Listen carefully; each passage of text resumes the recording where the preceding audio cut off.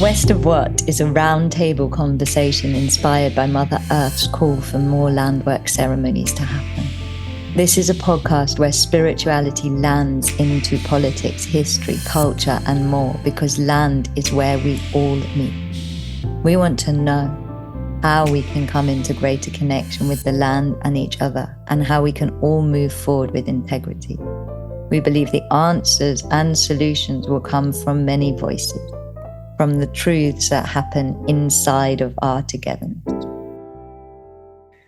Today's intention is a reminder that no matter how hard times get, they will always get better. Instead of resisting change and tough moments, learn to accept them, because the universe does not do things to us, it does things for us. Wow, powerful intention. I like it. Hello, and welcome to West of What, and I am absolutely delighted and honoured to say that we have Yasmin Sidhwa, who is the founder and artistic director of Mandala Theatre Company, which is based in Oxford. She's joining us today, and Mandala Theatre Company is a trailblazing organisation committed to utilising the power of storytelling and performing arts with social justice at its heart. They are focused on creating work with young artists from the global majority and white working class backgrounds. Mandala tours nationally and internationally and gives voice to those stories that are not heard, bringing those stories to life. The work they do connects people and brings them together, as Mandala Theatre believes the arts are a force of change. What a wonderful, wonderful description of your path and what you do. Thank you so much for coming on to West of What. How are you?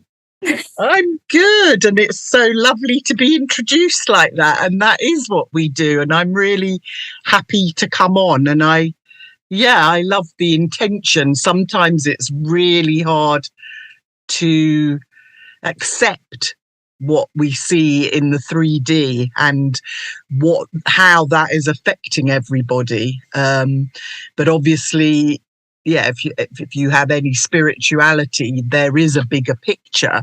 But it's, for me, the path, and especially having done a lot of work with Kahreela, I think it's become, my awareness and my outer and inner work go on a parallel tandem now. I think before I would have said everything was about the inner, but about politics and social justice.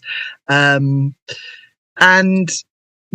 I can't not do, we live in more than one dimension. And so it's really important to try and make change. And that's what, for me, the arts, I've been in the arts all my life in theatre, and I do believe it makes a difference, and it makes people feel.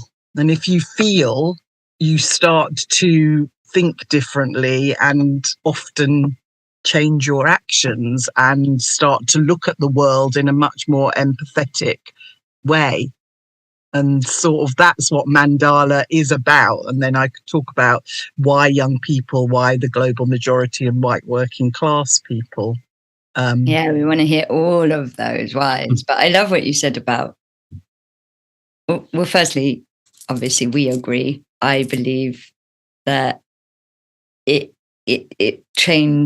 real change requires a combination of inner and outer activism, because if we don't change it on the inner, it's going to grow back up again. It's going to cycle up again. But if we don't change it on the outer, then we're not embodying the change, And so we've got this incredible task at the moment of like, how do we do both?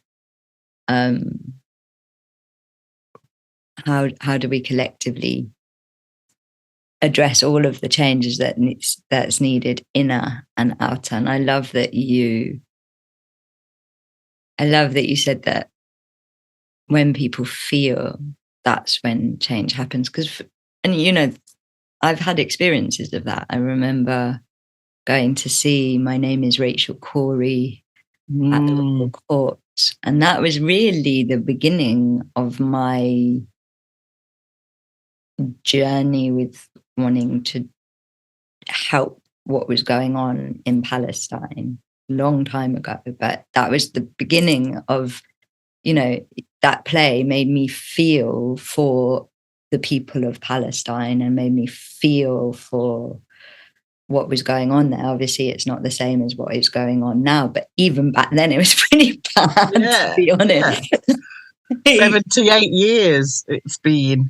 But that play was the moment that I plugged into that cause, like 100%. Until I went to see that play, I don't think I was really aware of Palestine and Israel and everything that was happening in that part of the world. That play was the defining moment of my journey with. Yeah, because that's the thing. And stories are about people and about human beings and about human emotions. And once you start to go beyond just the propaganda or the stats or the headlines, and you start to feel somebody's story, that's when, it really does change people. And that's why stories have been with humanity or humankind since the beginning. That's the thing. It's not something new. Then there's another thing to talk about as why is theatre elite nowadays? Because it was for the people, by the people, of the people. And now it's become much more for those who are wealthy and rich. And let's go there, actually. That's a really good, because it's also happened in spirituality, hey? Like there's a massive parallel in terms of things that were, theatre was by the people, for the people, about bringing people together, about educating people about it. And the same thing has kind of happened with a lot of traditional spiritual offerings from all different cultures, that now you could say it's becoming elitist. I don't think that's fully true, but I think that's also there, just like it's not fully true in theatre, because obviously you're providing a different thing. So why do you think that's happening? It's like everything. It's been monetized. That's the problem. Everything, once you get into capitalism, it's all about money. And then the humanity starts to, even with the best intention, because obviously there's a lot of people who do the arts because it's their passion, or people who are, really have come to spirituality because they're looking for something more. But the society and the way we're made to live, you have to make your money. There's no way of earning and living without earning money, unless you live right off grid. And so I think it's become monetized, and then it's really difficult right now in theatre, in touring theatre, which is what we do, it's becoming harder and harder to afford the accommodation, the travel. Obviously, you've got to pay the artist properly. And venues are saying, oh, we've got no money. No, we can't give you guaranteed fees, which they're used to. We'll give you a box office split. And in the past, without going, you'd get 70% of the box office and they would get 30. Now they're going, no, 50-50. And you're doing all the expenditure.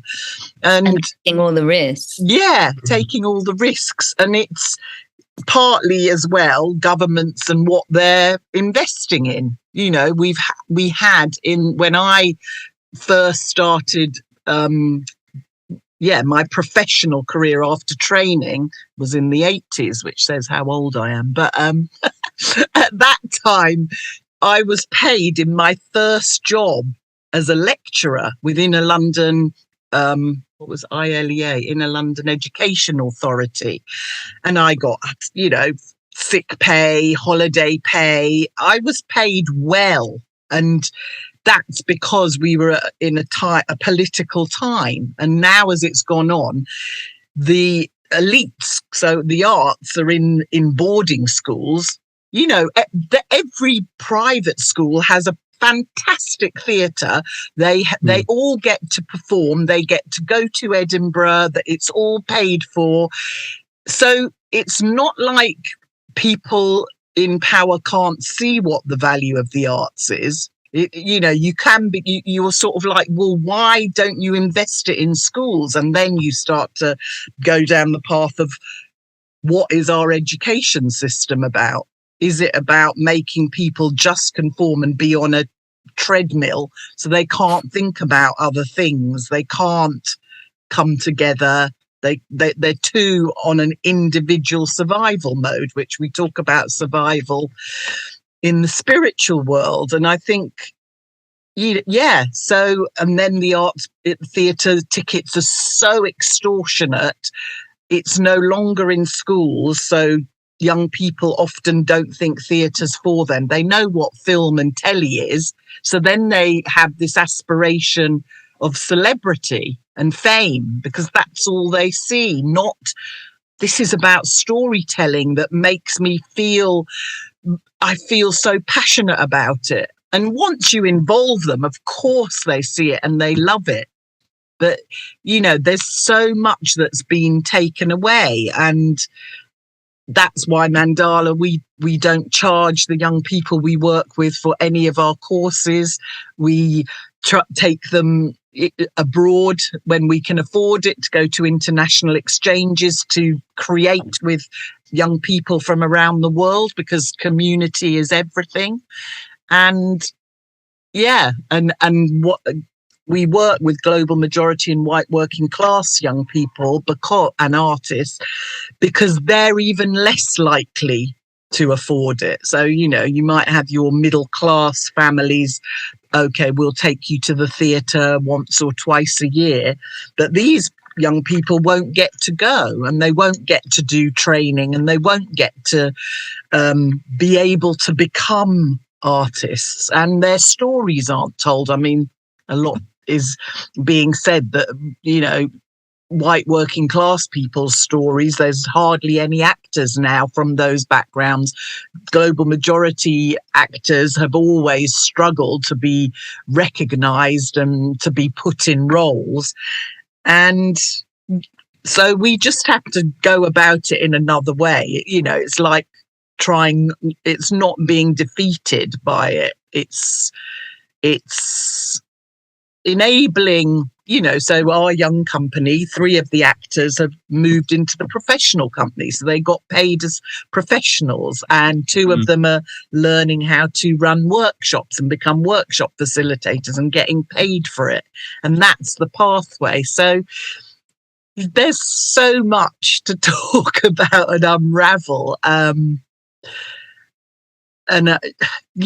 just think somehow the arts will keep going, but it's almost like artists have also learnt, we shouldn't get paid much because it's our passion and it's what we love. And it's like, but we still have to live. That's the great challenge, isn't it? It's like, I think that part of the reason theatre is so elitist is, even if you're middle class and you did get taken to the theatre and you did get all of those things, once you get into adulthood, you've got to pay your rent and make your reality, your adult reality work. And in a way, like, a lot of people at that early 20 stage have to leave the industry, even if they all had all of those things that the people of the majority in the white working class didn't have, because unless you've got so much money that you're in mummy and daddy's flat in Chelsea, and therefore can put all of your time and energy into the Edinburgh Fringe production. Like, you know, this is kind of the and I think it's the same in spirituality in a way. It's like a lot of people, they're either doing it on the side of their job and their reality, or they're having to find a way to make it work. And unfortunately, the way to make it work is that it then has to pay for your rent and your life. And, you know, something that happened to me was that as Starlight got bigger, particularly in lockdown, suddenly we hit VAT. Do you know what I mean? And suddenly, like, then it's like, okay, so now we have to charge more and it looks like we're making more and we're not. The tax man's just taking it all. Do you see what I mean? And it's like, suddenly you're like, okay, now I've got to run this. You know, it's a very difficult thing to keep things accessible and to keep things accessible and be able to do them. No, absolutely, it is. It's really, I mean, and that's where, you know, you could argue Mandala does it through fund grants, but it's still, you still are always having to try and make more money. And, you know, you could sort of say, well, you know, it's never going to be a commercial viable business because you have to charge and you have to make it work. So I think there, you know, for me, it's about what are the priorities in society. If we had a society and everything was sort of what brings us happiness or community or you know, or care, because obviously all the care codes, what provides that? If that's how we measure the success of a society, is which there is a what's the Bhuta what's it, Tibetan place, they do have their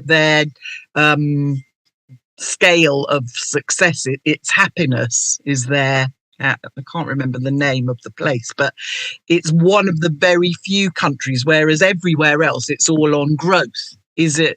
What's the capitalist growth? And obviously capitalism is dead from growth. We can't grow anymore. We can't, you know, build more things, buy more things, chop down more things, have more things. And so it is about what are our priorities. And I suppose if we, in the future, you would hope that it is about what are people's passions and can they, you know, I don't know, can they exchange them? Are the storytellers, you know, have in food and home because they bring us the stories? Are the spiritual teachers or leaders, are they, you know, how are they unable to live? Yeah, but that's... Or is there a way, you know, I kind of feel like the principle of actual capitalism is that if you do well, you're meant to share it. Like, I don't feel like that's happening. But is there a way that I guess what I want to ask, kind of going off tangent really, but part of the reason I wanted you to come onto the show is one of the things I've seen a lot of in spirituality is in kind of neo-spirituality, Western spirituality, is there's a white majority at these things. There's a white majority at cacao ceremonies. There's a white majority at kirtan. There's a white majority at all of these things. And in a place like London, there shouldn't really be a white majority because London is, obviously if you're doing it somewhere like Kent, I don't know what the white majority is in Melbourne, but do you see what I mean? Like, I understand that, like, there are some places in the world where most people are white, but somewhere like London, I don't think that's actually true. And so what do you think, as somebody that obviously works with people of the majority and also people of the white working class, which I think it's also a middle class majority, what can practitioners do to make these things that are actually really helpful to people in this time more inclusive and more appealing?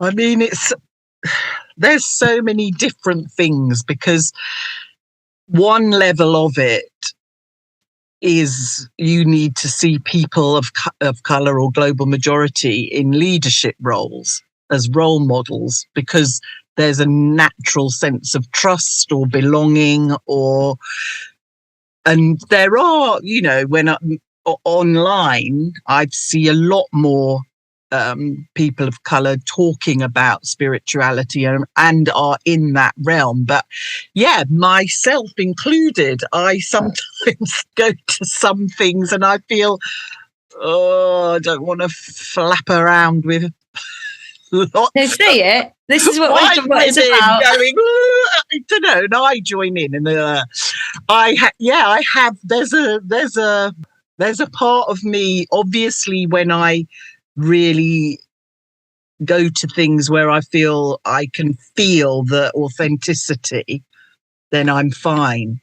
But I still feel better when there are other people from the global majority in that space, because it speaks. And I mean, there is also such a history. So a lot of Black people, the missionaries did their jobs. They're much more devout Christian than most white people now, because they took that faith, and because spirituality was so part of them as Indigenous peoples, even though they were sucked into this new religion.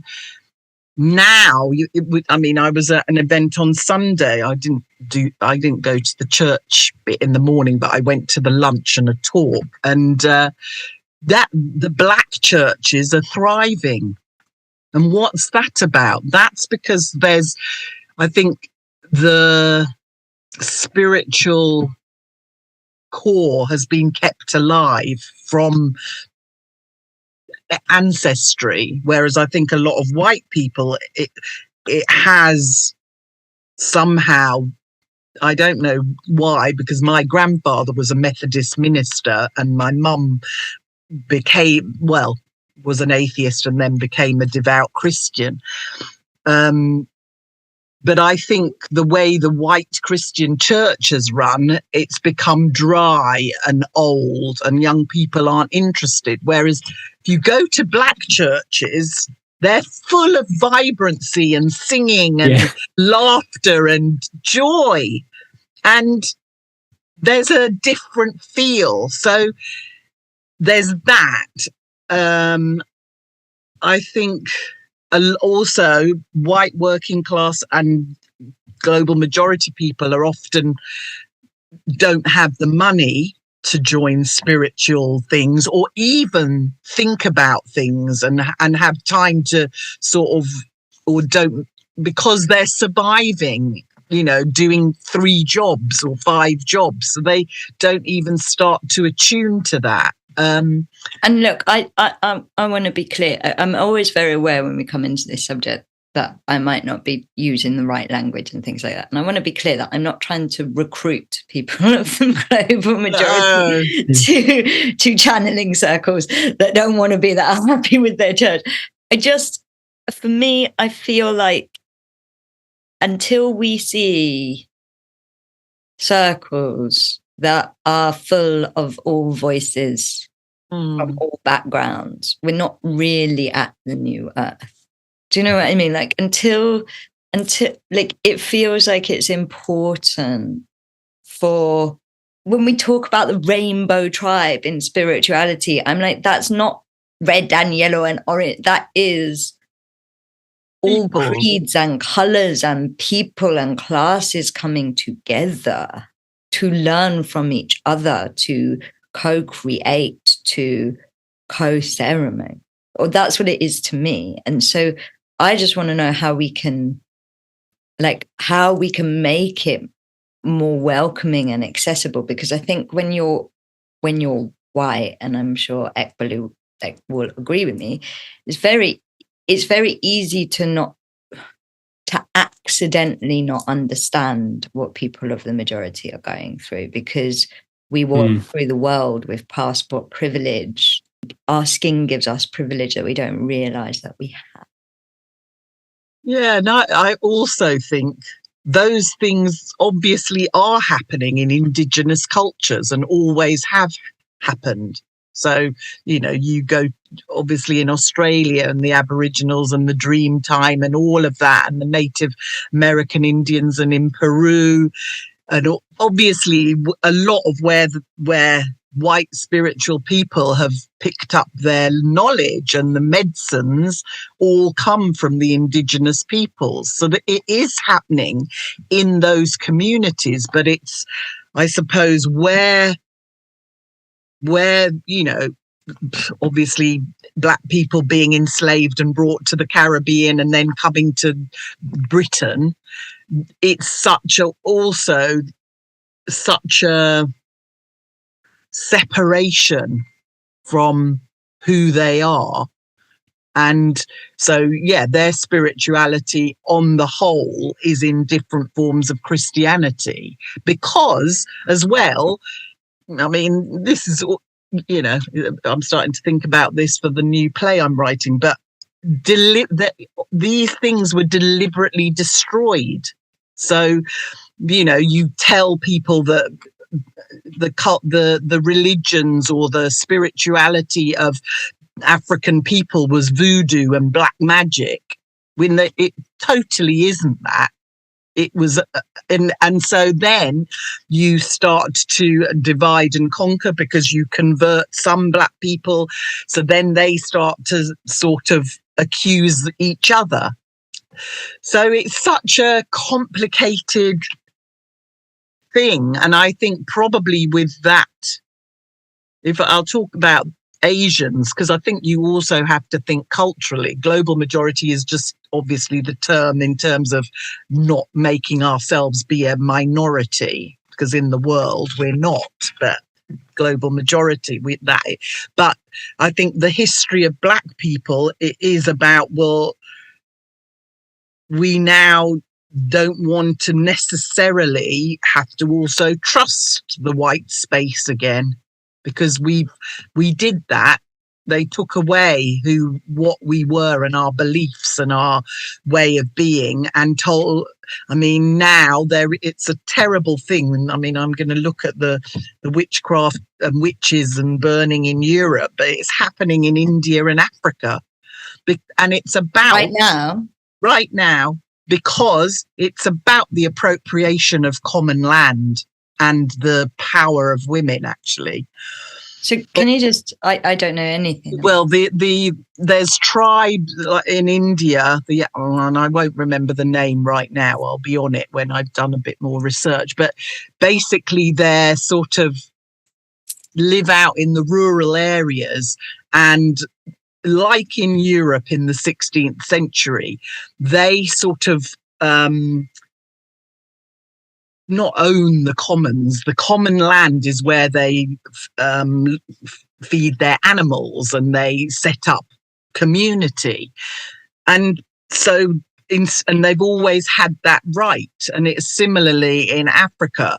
And instead of it really being about, your way of life and your religion and your spirituality is evil, it's using that because people want the land. So let's start to, get them to turn on each other and say that they're witches and they're bringing evil, and we can get rid of them. And then you destroy that community, and then governments take control of the land and the you property. also destroy the guardianship over the land. Yeah, absolutely. Because the guardianship of the, I kind of feel like the guardianship of the land comes from the spiritual practice, comes from the spiritual ceremony in whatever, like whatever shamanic land-based practice from anywhere around the world. It creates a guardianship. It creates relationship with the spirit guardians. It creates relationship with the natural protection of the land. And you break that, and then you can take the land. That's what happened here. That's what happened in England. Yeah, like so much so that there is nothing really left. Like so much so that there is no shamanism left in England. Not really. Like. Well, that was part of the burning of the witches, was again getting rid of the divine feminine, because they were the seers and the healers, the midwives, the magic, and the guardians. But it came about at the time of shutting down the commons, the common land, so that there was no common land, so that land was then divided and bordered and owned and propertized, if that's a word. So it's underneath it all, it's who has that connection, and why were the Aboriginals slaughtered?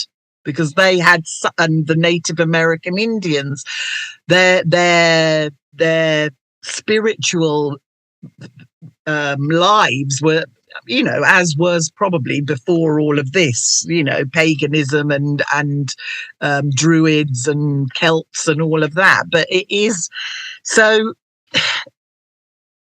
so I think in terms of now where we are, obviously I think people from the Asian countries, India, Pakistan, those beliefs in Hinduism, which is all about many gods, the Vedas, are so old, and they have kept, again, a lot of people have held on to that, but then again, they've been distorted. So you get the nationalism with Hindutva and what's going on in India. Obviously, Islam at its core has beautiful things, but it's been appropriated. But I think Islam, of all the religions, people, I think that's why the people in Gaza are so resilient, because they absolutely believe in Allah, they believe in, heaven, and they believe in helping each other. That's part of the power of Islam. Islam at its core, like Christianity, like every religion at its core, is heart, but it's the corruption of it all. So I think those are other things in terms of London and a place. When you have come to another land, you feel like you don't belong. You want to find your community, and you want to be with other people that sort of feel like you do. And so some of the ways of doing that is in the Black Church. Some of it would be in the mosques with Islam, or in the Hindu temples, or even when younger people have become more secular, in those backgrounds, they have had it it's far more central to the family life than in white families. Because obviously I grew up with, my dad comes from the Parsi religion, Zoroastrianism, from Persia. And it's ironic that what's going on in Iran, because there's a lot of amazing Zoroastrian architecture, and but he he did hold on to his religion, but not completely. He didn't regularly go to the Parsi temple. He did his prayers all the time, but so that was a little bit there. Then my mum with her Christianity, so I went to the church a lot, and I think for me, I never believed in any one religion, because everybody always says my religion is the only way. And you're like, well, it's not. There's spirituality, which is about connection to the divine within and the divine and the source and all of that. And but I think there's many reasons why people from the global majority are not coming into these spaces. One would be money. Another would be they want to go to places that they see other people like themselves. Another would be, I think, underneath. It wouldn't be a conscious thing. It would be less conscious. It would be, I don't want to be in a space where, I suppose, white people are telling me what to believe. So, but on the other side, I think when people are also start on their own spiritual journey, I mean, you've got quite a lot of people online who are from different backgrounds from the global majority. I've seen, not the majority, and I do feel, I know obviously you sometimes struggle to survive on what you earn, but it does feel like, is there a way, which theatre has a bit, which is, if you've got more money, would you pay it forward? So you pay a little bit more, and that can help subsidise a few places for people that can't afford it or could really lessen theirs. There's pay it forward. So, and obviously some people will just pay the standard rate. So, and then there's in theatre tickets, they also have pay less. So it's not a big difference. So it doesn't make a massive difference, but it depends how you do it. I mean, so for me, people could go, well, there are some in your group who probably could afford it, but would they come? Because they might just about be able to afford it, but I think most of them, like there's one or two, I'd say, from who aren't white working class, they're white middle class, but I would never turn anybody away. So if they want to be there, then they want to be there. So I've said a lot. I think there's lots of reasons, but I think, and the more your spirituality, and it may be as well for you, Kahreela, and more people, white spiritual leaders, invite spiritual leaders of colour into the spaces with you, the more people are going to see that and connect. I mean, do you think it's important that the majority is represented in neo-spirituality circles? Not in neo-spirituality. Or like do you think it's important? Like, is it something that people should be considering? I think so, because it becomes a monopoly, and it slightly becomes what I hate about theatre. It's spirituality is for everyone, and everybody, as you always say, we all have the ability to channel, to be connected to the divine, and so I think by just having those spaces that are mainly white, even with my husband, he has come into the space, but I don't think he feels as comfortable or as relaxed as he does in the black church, and yet he's not totally believing in Christianity, but he likes being in a space where the majority of people are mixed or black, because you are in this country and in Australia, any of the countries that were majority white, people want to migrate to feel like they belong. If you don't see people that look like you feel you don't belong. I've had that all my life. You know, that you don't know where you belong. And obviously, you know, we all want to come into oneness, and there shouldn't be any difference between us, but we can't just bypass that. How do we start to trust that? And I would say coming back to mandala, there are in the company right now that are going to France on Friday, there's 9 coming and 2 are white. And then there's Asian, Black. And I would say that everybody in the company, the white people included, feel really connected. But they've come into a space where, you know, people are mixed race. They come from Afro-Caribbean backgrounds, African backgrounds, Asian backgrounds. But their sense of being able to really speak your truth is about trusting who you're with. And to trust, you do have to feel like there are other people like you. And obviously, Kahreela, you know, I totally feel that. And a lot of, I would say, the majority of my friends are white, but I'm mixed race. But I also, for me, it's more about, do they share my values? Do I feel like I belong? But I do feel it's important, because I think, on the other hand, yeah, so I would say, wouldn't it be, it's also showing,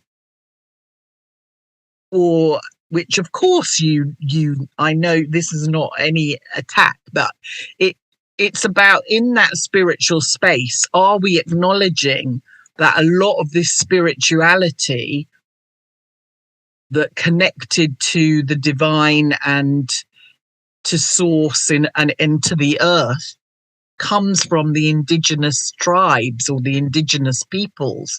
And in a way, having those people in the space recognizes that and doesn't deny that history or appropriate that history. And I'm not at all saying that's what you do at all, but I I am willing to learn. Like, so is Ekbalu. I think, like, part of the reason that it's important we have these conversations is because we don't know everything. Yeah. Like, one of the things that's like blowing me away is that I'm like, oh my gosh, I have been really into collaboration in the last few years, and I haven't really considered, oh, maybe it would be good to bring, like, I haven't, it sounds like such a white thing to say, and I know that, but like, you know, there's that thing of like, I don't think about skin color. and I know this is going to like hit a nerve, but like, when you're white, you don't. Because I know my sister says this. My sister looks white, and she has said to me, I don't think about people's color. When you are black and you are from a black family, which my husband's black and my kids are black, you cannot not think about color. The way you walk in the world, the way you are seen in the world, you have to. The young people in the company, some of the older black men have to go when I'm asking them to do a part and that it's a younger white woman. They're terrified because the black man is always seen as the aggressor. And they're like, I have to find ways so they're not physically, if somebody's 17 and they're 25, I have to go, right, we're going to make this scene where it's not actually physical touch. You do it in a stylized way, because the way they're seen in the world is that they are aggressive, and white women have a lot of times accused them of something, and maybe sometimes it's true, and it can be true. So it's a really interesting thing that, yeah, you have to see colour until we live in a world where colour doesn't matter. Unfortunately, it matters in everything. Job interviews, the number of applications that people of colour have to write over 60 more applications than a white person. Partly if people are guessing, if their names are different, if they, they've said they've come from somewhere else. They don't even get to interview stage.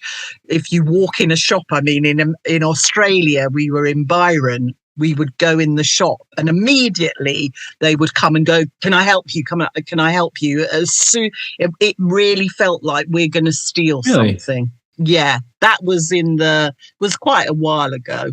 In Byron, interesting. I know, Byron's amazing, but even in Byron shops, we got that. That was back in, I mean, that was, Emma was 10. It was about 10 years ago. Mostly, obviously, Byron, we did a Aboriginal amazing peace celebration there. So I'm not saying, but it is, you are just looked at. You're just seen in a different way. You walk in the world in a very different way. And in some way, I can slightly walk, that we call it white passing. And people would slightly go to me, well, are you Greek? Are you Italian? Are you, are you Turkish? Are you Palestinian? Are you Egyptian? So It's more passable, is it? It's more passing. We call it white passing. And then that becomes that's a difficult thing, because in the past, people had to pass as white to survive.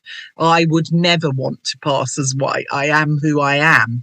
But you don't have the luxury to ignore colour, because colour is, everybody looks at it. However, I've had friends when I was, they would go, but you're not like that. You're not, I don't see you as Indian. And I'm like, well, I want you to see me as Indian, because I am Indian. It's almost like the default position is to be white.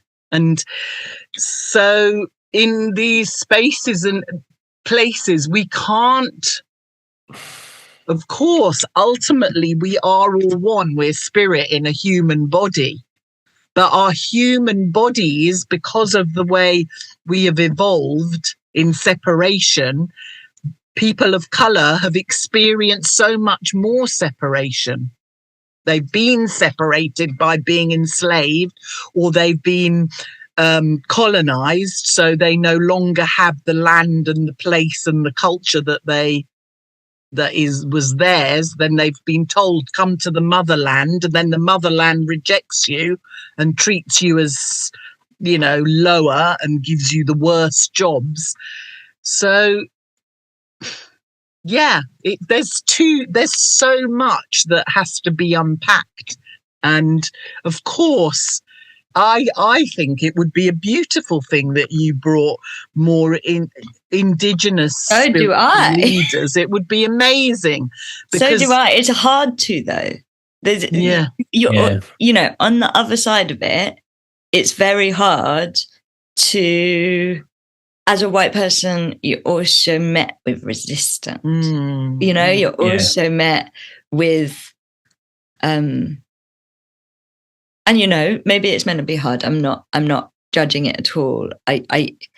This has been huge for me, because I'm like, it's more about like, why haven't I thought, I should collaborate with somebody that's going to make this feel more accessible to more people? Like, why isn't that in my pathway? Do you see what I mean? Like, and that's, I think, the thing when we're talking about how do we move forward. I think developing that pathway is a really good thing for anybody that wants to gather the rainbow tribe, like develop that pathway, even though it's hard, even though, in a way I'm like, I feel like I can hold my own in terms of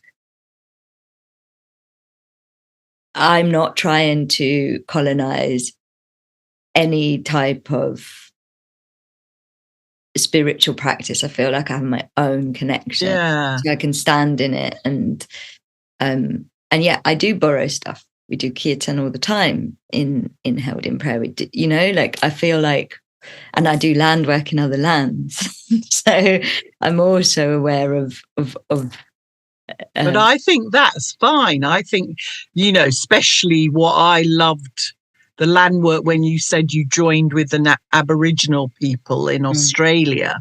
You see, I would love to, obviously in some places, but in Peru or in South America or in even America with the Native American Indians and some of the ones there's so many amazing spiritual leaders. But yes, there will be opposition because white people have appropriated so much.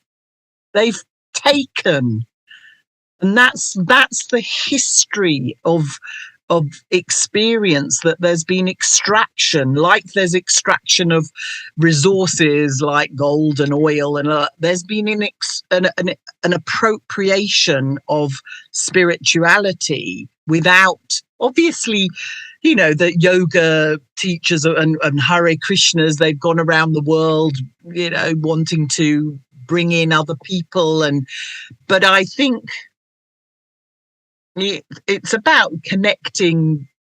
If somebody met you and really connected with you, of course they would want to be in that space and they would see that you're not appropriating. But it's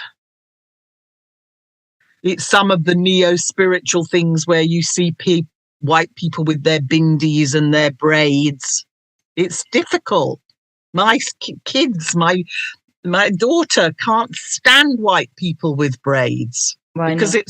Because braiding of hair comes from the time of enslavement. Braiding patterns were braided into the head to show escape routes. It was a map.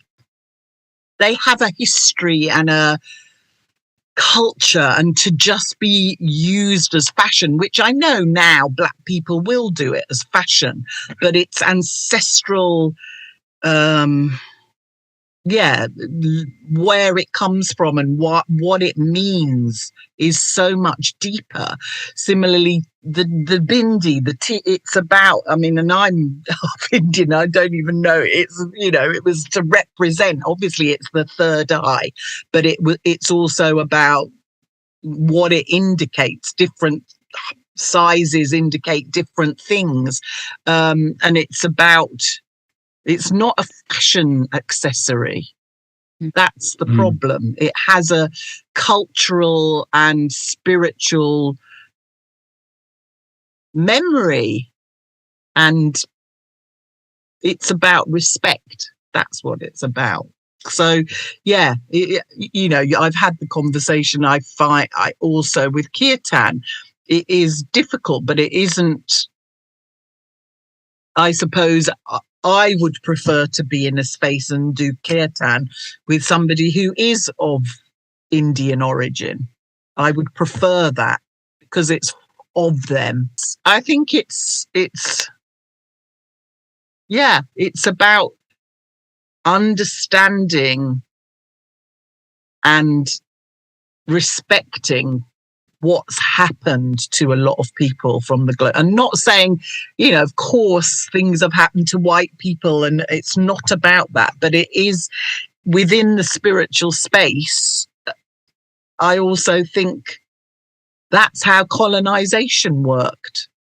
Missionaries deliberately went to these countries, and their way of civilizing the people was to convert them to Christianity, when they were the people who connected to the earth, who connected to the heart and all of this. So it's so part of people's ancestry that we can't just pretend that hasn't happened and Not saying that you're doing that, Kahreela. All of this is I can only speak it to you because I can say it to you without hopefully me. I'm not accusing you.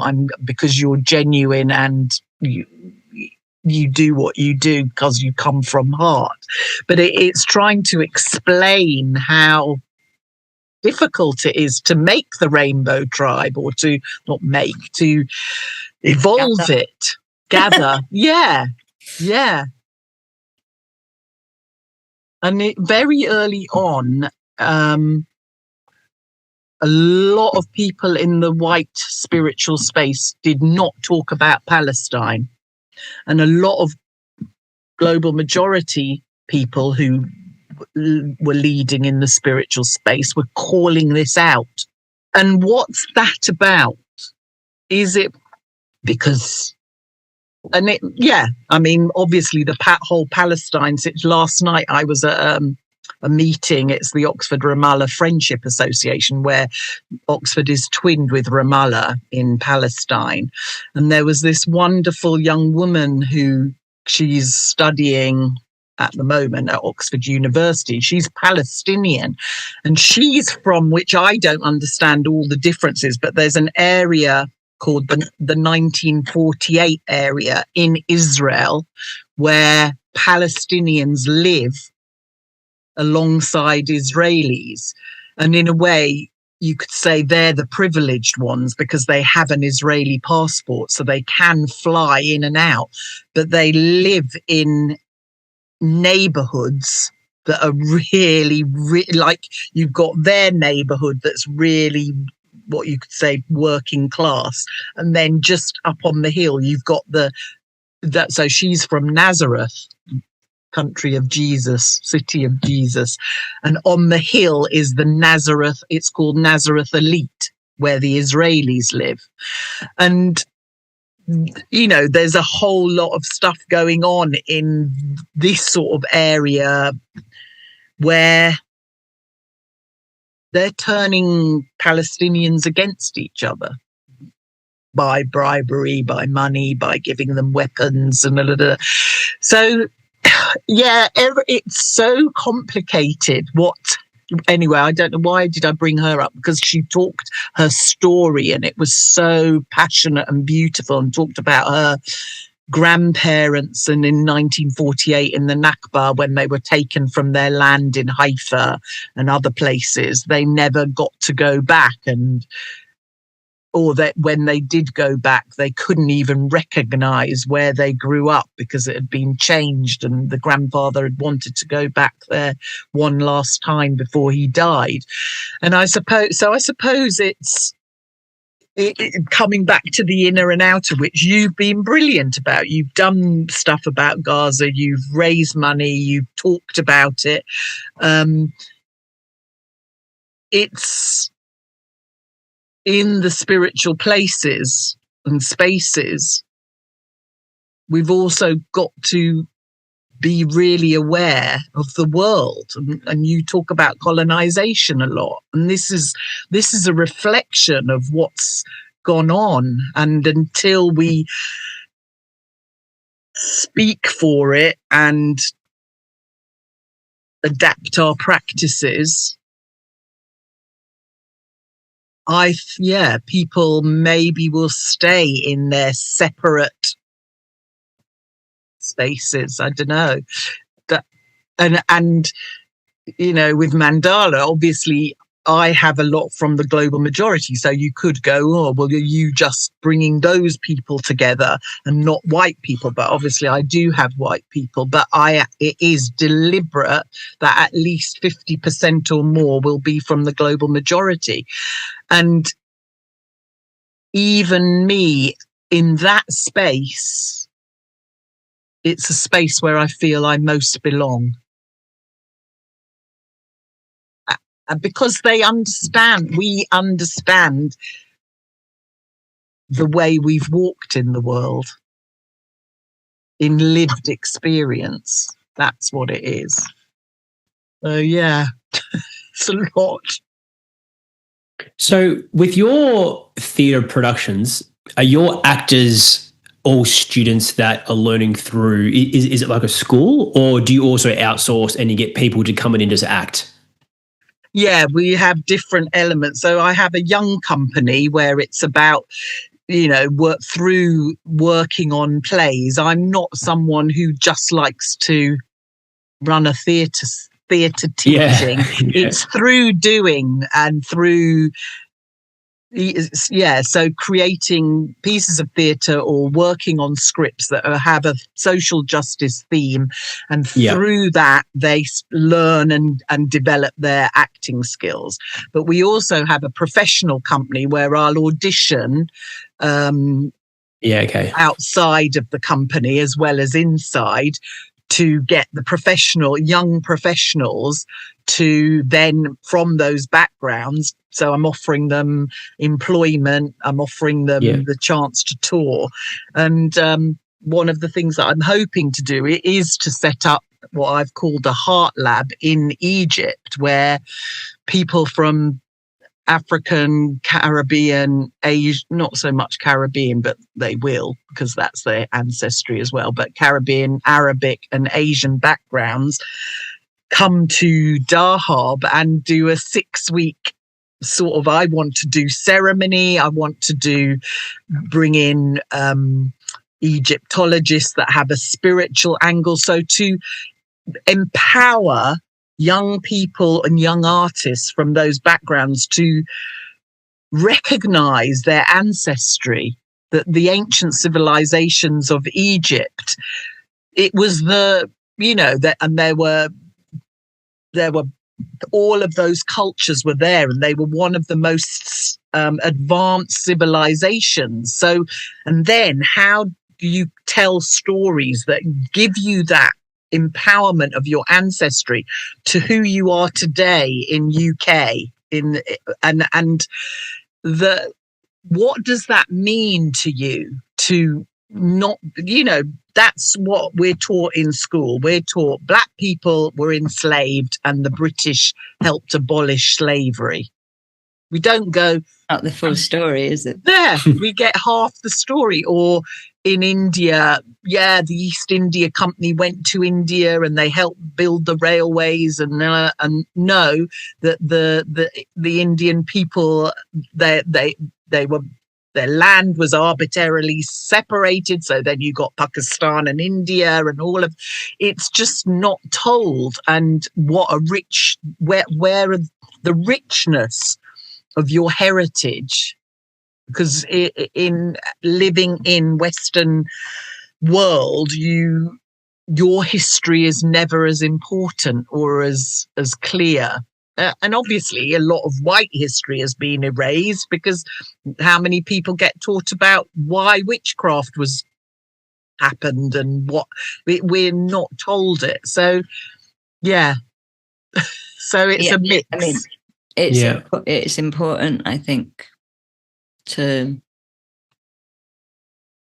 really understand the wisdom and the power that's in our DNA, not just the version that the system wants us to know, the archetypes that the system wants us to know. Like, the magic's in our DNA, right? Like, I'd like to ask you, what would you say? It's so good to have you on here, because I feel like you really understand so many different people from the majority, because of the work you do, because of your heritage, so you're not just coming from one voice. And obviously the whole point of West of What is we are here now. Like, we're here. There is so much cultural appropriation going on in spirituality in West of What we've already discussed, that this is probably quite a good thing, because I firmly believe, for example, that people need kirtan right now. Like, this is a medicine that the West needs right now. Yeah. Learning to open our hearts. But how can it be done in a way that is culturally celebrating rather than culturally appropriating? What would you say is what would you say people that are feeling genuinely heart called to medicine, to tradition that isn't theirs, that isn't like how can it be done well? I do believe that if people have gone and really studied with Indigenous peoples and the Indigenous peoples have given their blessing, then of course they have a right to do what they do. But my thing would be, I think in every space now, we should be trying to seek out who does kirtan and who, will bring something different. So whether it's I know somebody in this country, Bhavni Vyas, she's Indian, she's Hindu, she lives here, but she does huge mind, body, spirit, huge events. So she might not say yes, I don't know. But but I think there are people, and it's not to not value what you do, but it is about, well, maybe we could bring them into the space and have that sense of other people from whose culture it is also bringing something. And does it make a difference, or does it just open it up? Are there other, obviously there are Black channels. I'm following quite a few that you see online, and I think more of them are American than I've seen here. But it's just coming in the space and ensuring that there are voices from every background with you, not to exclude the people who are devoted to their path, the spiritual path, but it also acknowledges where it comes from. And obviously what you do, your channeling guides and, our connection to other galaxies, which, not everybody does or can do or has that connection. So, but everybody can do it, by the way. Well, yeah, you do say that. Everybody can. Yeah, well, I know. And the point is we're all meant to be doing it together.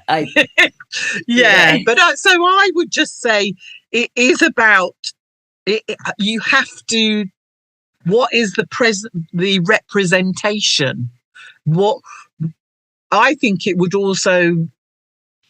If they're the right people, it would make an amazing connection to see you with different people sometimes. And obviously, I'm not, if you've got to pay them and blah, blah, blah, blah, but it just,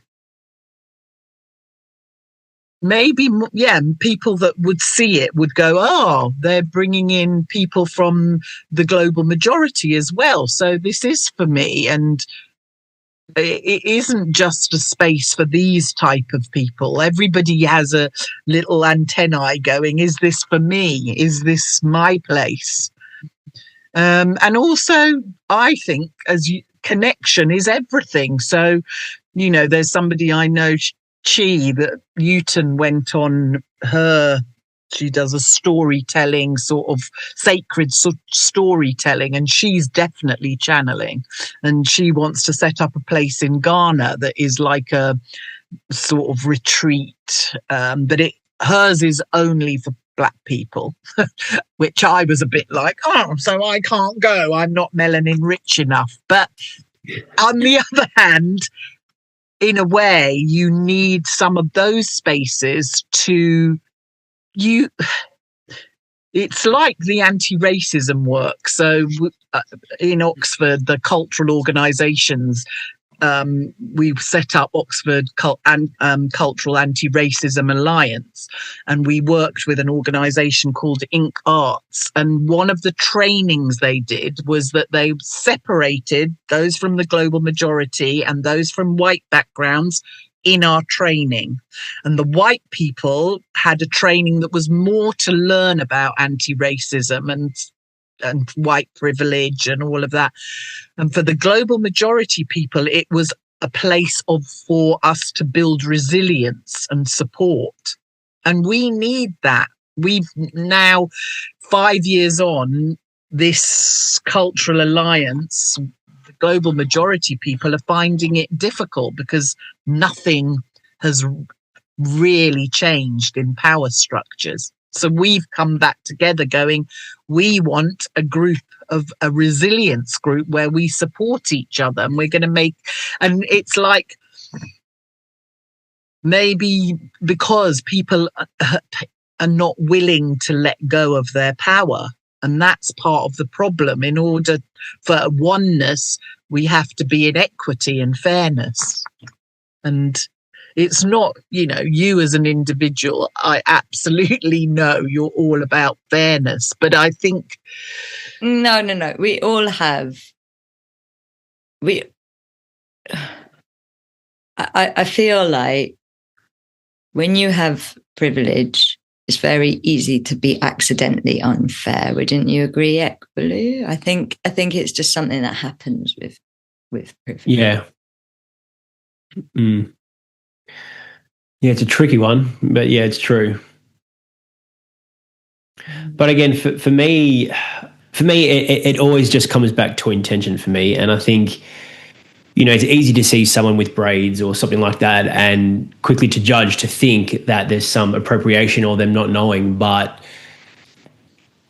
if they don't know and their intention is more pure, it's not something we should judge either. And it's not necessarily a story that anyone's going around to tell. So how are they necessarily supposed to know? So, I mean, as you say, Kahreela, that her intentions are good, but we don't necessarily know everyone's story. And it is a tricky one to know if it is the right or the wrong thing to do without knowing their story first. But to me, that's not good enough. Sorry, I just think you're being ignorant, because you ought to go and find out. You ought to ask. It's to sort of, it's a bit like on the spectrum of racism. There's deliberate racism, and then there is ignorance, where, I suppose I could say, as a child, I used to go to my white friend's house for tea. And every day, her dad laughingly would go, "Hello there, man," like that. Ha, ha, ha. I would go, ha, ha, ha. And every day. And what he was doing, it was like trying to be funny. He got the wrong culture, because my dad's was from India, so he could have done a different racist joke. He would have at least been a bit more accurate, but that was African type of blackface. And that he wasn't, I would go to tea, I would go, they had a boat and I'd water ski. I'd never have had that opportunity. So he was being nice to me, but that sort of weird racism was ignorance, because he thought he was, God knows what he thought. But and obviously braids and stuff like that is not as overt. But it is like, if you're doing braids, have you not thought, why do black people have braids? What obviously now they're not doing it to do the escape things, but it is also about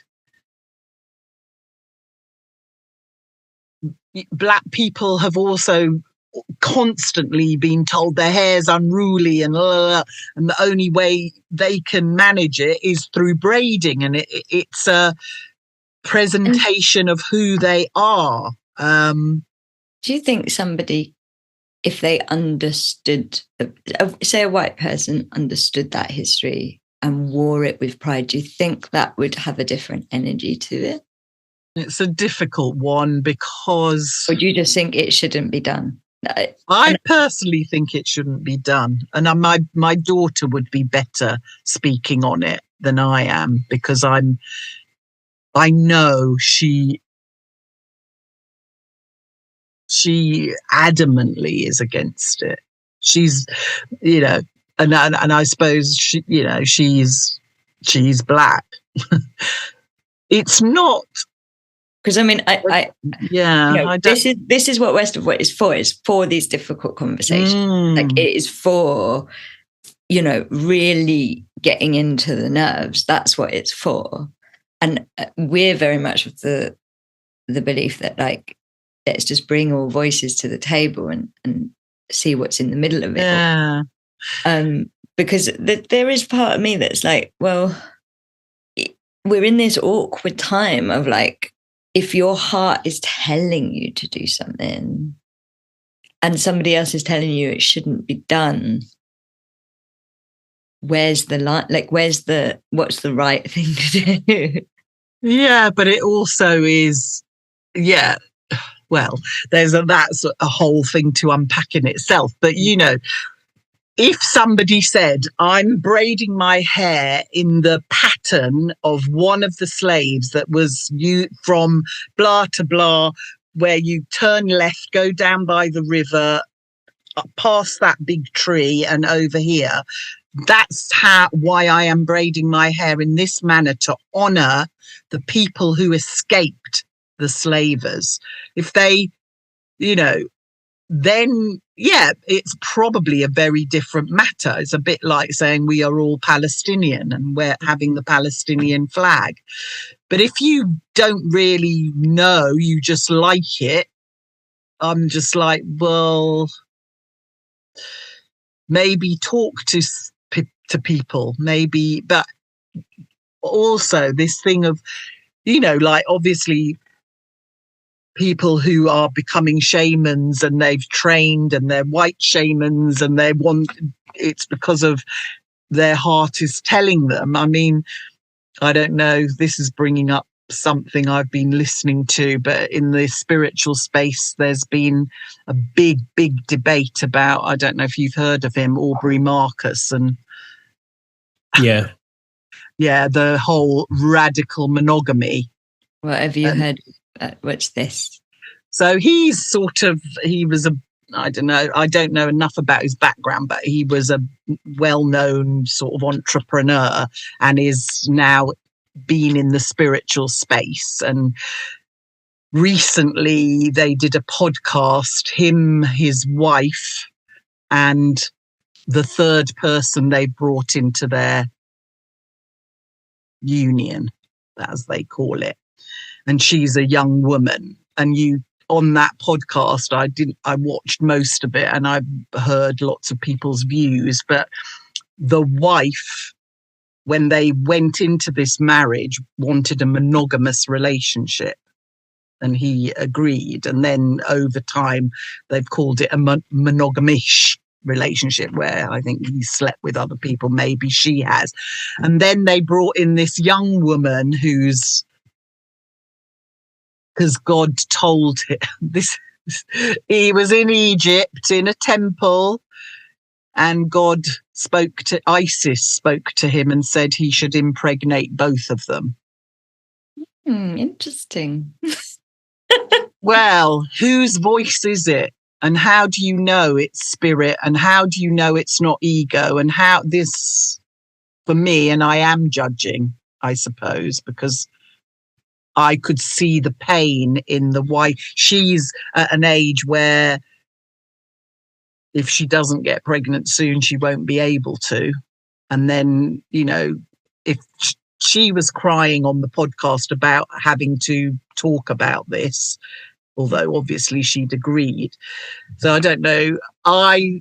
Again, so for me, and there's been a lot of questioning, is it that this man who has previously been very polyamorous, which is all fine, until somebody hadn't wanted that, and then you're introducing it into obviously she has a choice to say yes or no, but when your life is bound up with somebody and, you know, she's got accustomed to a certain lifestyle, does she leave him knowing that she's probably nearly 40 or 40 and she'd have to find a whole nother relationship, so then she won't get pregnant? or does she accept this young woman coming in? And then you've got this young woman saying that she has to sleep alone every night. It's just, anyway. So I suppose what I was just connecting to is your, what, yeah. How clear are we that it's our heart and not our ego voice that wants to continue and call it? They had in this sort of mentor who's also got a background where he'd been accused of inappropriate relationships with younger people. So I don't know enough. I've just listened, but it was a weird one because it starts to go, are you really listening to the voice in your heart? And how do you know what that voice is, the heart voice and not the ego voice? And that's what it brought up for me, because it's huge in terms of really, I mean, that'd be interesting to go to you. How do you know who? And it's about energy, I suppose. And I think it's about getting to know your heart. How do you know? If you don't know your heart, how do you know it? What's amazing to me about this wisdom work journey is it always, doesn't matter who we speak to, it always leads back to the heart. The we are here now conversation, what do we do? Is it always leads back to the integrity of the heart. And I think that is what I'm finding most moving about this conversation. It goes in all sorts of directions and into very painful, challenging moments, where you're like, there's been a couple of ouch moments for me in this conversation where I'm like, need to do that better. I also really want to honor the fact that I feel like these conversations are activations. And I think it's, even though we haven't heard much from Ekbalu, I think it's really amazing to have had this conversation with the straight white male sitting back and listening, because normally that's the voice that's like, I've got things to say, and it's felt like it's been actually quite important that you've sat back and listened, Ekbalu. I don't know if there's anything else that you want to add as we're coming to a close, but no, I agree with you. It's very interesting, and it honestly is a tricky one because everyone does have their own story and their own intentions in their heart and all of that, and it can be ignorance for sure, but it's such a fine line and it is tricky because I'm also of the belief that our souls don't have color. And we've had many past lives, and there's a chance that we've had thousands of lives in different cultures. And just because in this life we're born into a white body or any other color, we can't just judge based on that life there. When if they are connected to themselves and they've done the work and they've connected to past lives, they can still tune into that, because that's why we keep coming into these lives, because we are trying to resolve our karma and to learn. And there's only one way to do that, and it's to keep having different experiences. So this is why it's tricky, because when you really do look at the bigger picture, it's so much bigger than what we think. And that whole thing about ego, it's so tricky because it definitely goes both ways as well. But I guess we haven't found the recipe yet, and it is about just coming together as one, for sure. And exactly how we do that, I guess that's why we're having these convos. It's interesting as you're talking. I mean, I want to keep going with this conversation, so we do have to wrap soon. As you're talking, I remember very early on my path, somebody that wasn't a particularly healthy spiritual teacher for me, but she was a big part of my awakening. She was a channel, and Spirit said through her, "You think you're white, but really you're black." And I don't really know what to do. Like, I've never known what to do with that, really. Like, I feel like, to me, I'm like, no, I'm very much of the spirituality. Like, yes, we can be these things in other dimensions and other lifetimes and stuff, but like, the spirituality has to happen through the vessel of the body now. And like, it doesn't feel okay for me to be like, I'm actually black. Like, I am like, I'm looking at myself on the screen and I'm like, I am white. You know, but like, isn't that interesting that somebody can even say that to you? Do you know what I mean? Like, but I think it's, you know, it's not to deny that we all haven't lived different past lives, but that's, for me, why do we forget? Why our soul agrees to forget before it incarnates again. And so we have to live the reality of this body with all the spiritual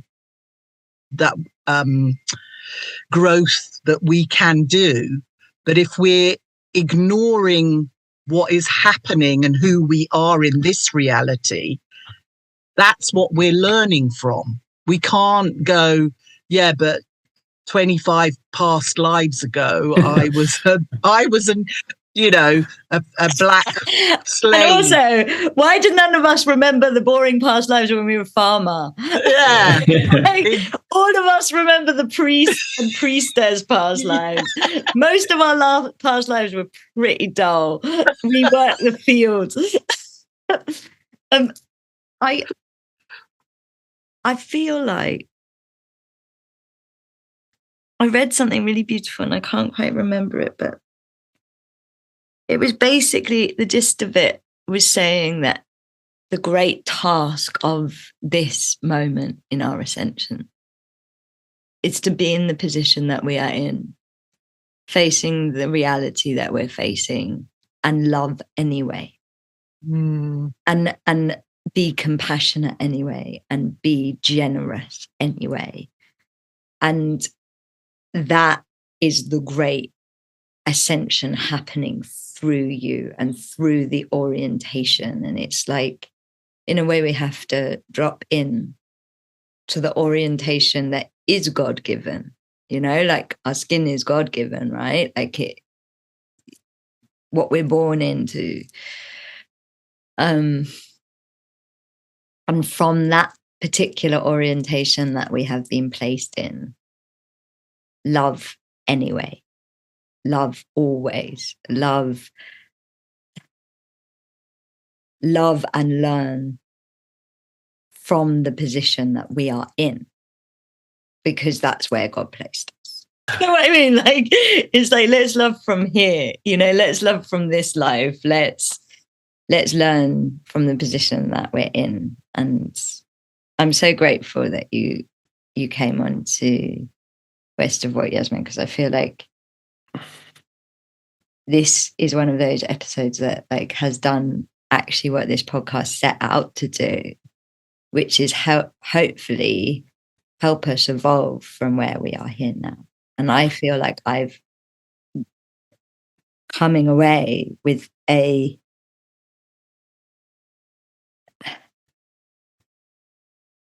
greater consciousness inside of me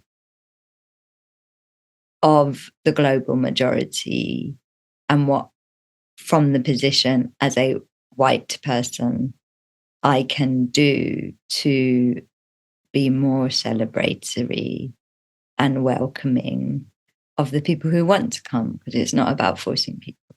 It's about inviting people and celebrating people and welcoming them. And I feel like I'm more equipped than I was at the beginning of this conversation because of you and who you are and the things you speak for and stand for and what your entire life's work is about. So thank you very, very much. Well, thank you for, listening. And I've probably been quite on it because I want to speak the truth, you know, because it is about love, but how, you know, I also think we have to see what people's experiences are in this life, what their baggage is. And everybody has baggage. Everybody has stuff. And just being open and understanding, if we want to be more inclusive and be more connected as one tribe and one people, we have to understand what we're all bringing and what's affecting us. So it's been really good. And I hope, Ekbalu, you didn't feel like you couldn't talk and say That's all right. So I've enjoyed. I think it so needs saying, and probably in a lot of spaces I wouldn't say this. And it means, because obviously knowing you, Kahreela, I feel I can speak it. And it doesn't stop me being in white spaces, because I also, it's where the heart leads you as well, isn't it? So. And I think we have to know each other's stories. Hey, like that is the huge. Knowing each other's stories is then going to cause different heart-based decisions. And I think that's something that's come out of this. It's like, make your decision from a well-informed heart, because when we know each other's stories, we're going to be more compassionate and careful and celebratory and respectful. Like, I have that braid story. I have so much more respect for the braids. And not that I didn't have respect for it, but like now I'm kind of in awe of, how intelligent is that, to like be putting maps onto, humans are incredibly resilient and masterful and amazing. No, I think that's beautiful to know. I think that is probably the key takeaway, and for me, to do it, is to not assume you know people's stories, to ask, to find out, because then we can come into a space of real understanding. And it was a bit like the journey we had in Egypt. It's trying to find, where's the ground where we understand why people are like they are, even if it sometimes winds us up or triggers us, but still be open-hearted and compassionate and loving. And what's your biggest takeaway, straight white male?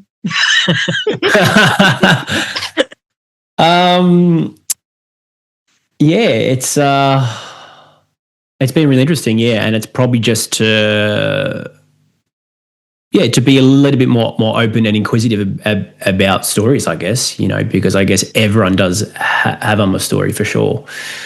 And I think it's very easy to be ignorant and it's harmless, but I guess being more aware of that as well can help make a change. And maybe it's not hard. I think that's the thing, is when we're in a position of white privilege, we think it's harmless, but maybe I think when there's a wound, something that can be harmless to somebody that doesn't have the wound can really reactivate and re-trigger the wounds, And so that's why it's important to know the stories, because then we can be more careful of each other's wounds. Yeah. And ultimately it's having honest conversations, because so often, I think as well, it's not to, white people have to be able to also acknowledge their ignorance, to say things that might be in a space where they're open to hearing and where, I feel safe that I am going to just speak my truth. Some people wouldn't. Some people would go and just stop talking or stop questioning. So it is really being open to trying to know, being curious, isn't it? But anyway, you need to stop. We do. This is an ongoing conversation. Never ending, out of ignorance into integrity journey that we are all on, But thank you both so much. I've really come away with so much from this conversation. And please support, if you're listening, support Mandala Theatre Company. It's doing such amazing things. We will put the link in with the episode, and yeah. Thank you. And I will see you soon, I hope. See you soon. If today's episode touched your heart and you want to come into greater relationship with Mother Earth, visit landtantra.com and get involved. Your truth is part of this conversation, and we would love you to reach out on socials and let us know how it landed. And if it really inspired you, we hope you share it with others. Let's add more wow to our world.